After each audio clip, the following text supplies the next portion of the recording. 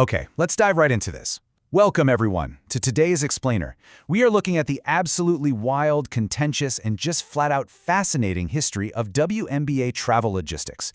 I mean, it's a story of how pushing for a seemingly simple luxury completely transformed into a massive league-wide scandal, triggered a multi-million-dollar capital raise, and then led to a recent logistical twist that literally no one could have scripted.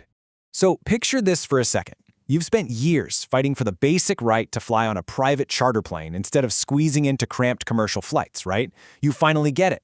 But then what actually happens when that multi-million-dollar travel fix leaves your professional sports team stranded on a runway for 10 grueling hours? Yeah, we're unpacking the ultimate irony of the New York Liberty's recent tarmac stranding today. But to really get why this moment is so poetic and frankly so frustrating, we've got to rewind and look at how we even got here. To understand why this whole thing is so wild, we have to go back to the 2022 season. Back then, WNBA players were still forced to fly commercial. Now just think about the packed, compressed schedule of a pro basketball league. Now mix that with nationwide airline staffing shortages, sky-high fares, and constant flight cancellations. It was literally the perfect storm for a complete commercial travel nightmare. Like, how bad did it actually get? Well, in one of the most glaring travel mishaps of that 2022 season, the Los Angeles Sparks had their flight from D.C. back to L.A. canceled at 1 a.m. And because there weren't enough hotel rooms available on such short notice, half the team literally had to sleep right there in the airport terminal, just waiting for a 6 a.m. flight. Nanika Ogomaika, an all-star forward and the players' union president, pointed out that in her 11-year pro career, she had never had to sleep in an airport. Players were totally exhausted, they were risking injury, and they were rightfully demanding better. They wanted charters. But, looking at the financial reality of the time tells a totally different story. When the union asked for charters, WNBA Commissioner Cathy Engelbert hesitated, basically pointing to an estimated $20 million price tag. Just think about the crazy divide back then. The NBA was pulling in $7.4 billion in annual revenue, making the $60 million cost for their charters just a drop in the bucket, right? But the WNBA's yearly revenue, that was around $60 million total. Spending a third of your entire league revenue on flights just wasn't mathematically feasible for the more conservative owners. But here's the thing, not all owners accepted that excuse. In fact, a year earlier, in 2021, the New York Liberty's new ownership was already fighting this exact battle. Joe and Clara Woodside bought the Liberty in 2019, and they operated with a completely different mindset. They didn't see the team as a place to park losses. They saw it as a massive growth opportunity. So during that 2021 season, they decided they were simply going to buck the system and start treating their roster like an actual NBA team. In this culture shift, it was loud, it was public, and honestly, a little defiant. Over Labor Day weekend, the Liberty owners treated the team to this incredibly lavish trip to Napa Valley. Sabrina Ionescu actually posted a TikTok from the festivities with the caption, "Can your owners do this?" Well, the short answer was no. No, they absolutely could not. This trip vastly exceeded the allowable compensation under the league's collective bargaining agreement. The owners were flat out breaking the rules just to treat their players better. And they didn't stop with wine country either. After a travel snafu in July, Joe Tsai publicly tweeted, "Enough is enough. I'm going to solve this transportation problem for good." And he totally meant it. The Liberties secretly began chartering flights for every single road game in the second half of the 2021 season. But eventually, other teams noticed the travel details weren't exactly adding up, and word got back to the league office. The response from the league was swift, and it was heavy. The WNBA hit the New York Liberty with a massive $500,000 fine. That was the largest fine in league history.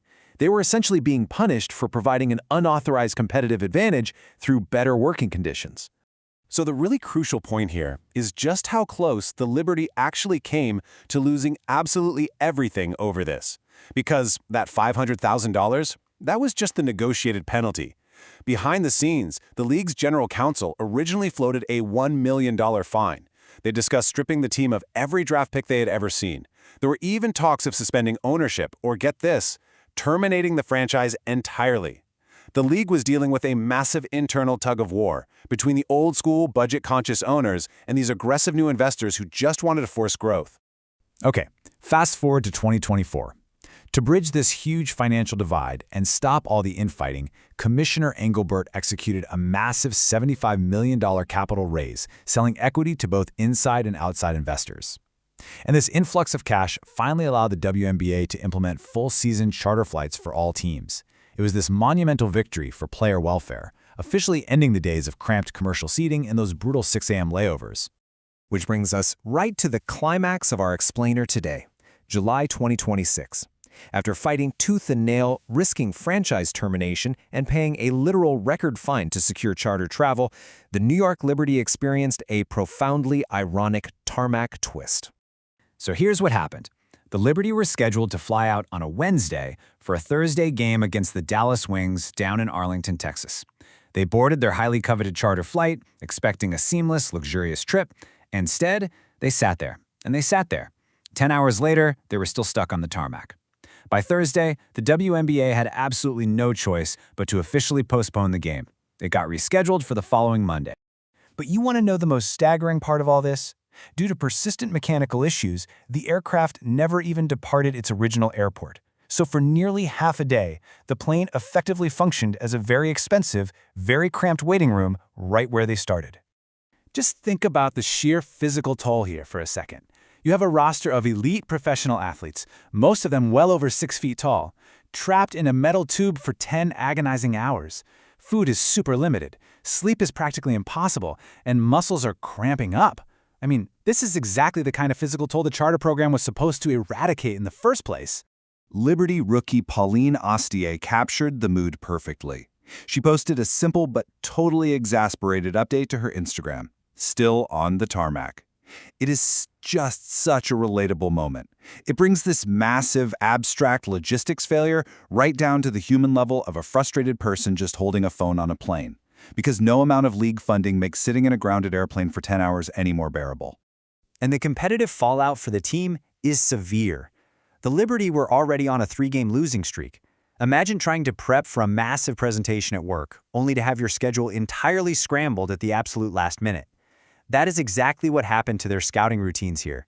Instead of a normal road trip rhythm, they lost crucial rest time. And because that Dallas game got pushed to Monday, they now have to play the Indiana Fever on Saturday first, totally throwing off their preparation. This whole incident really lays bare a harsh reality. Aviation networks are incredibly fragile. Look, charters allow teams to bypass crowded commercial terminals and those nightmare security lines, which is fantastic.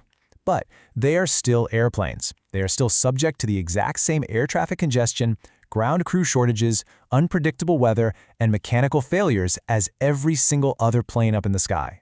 Which leaves us with this final, really provocative question to think about.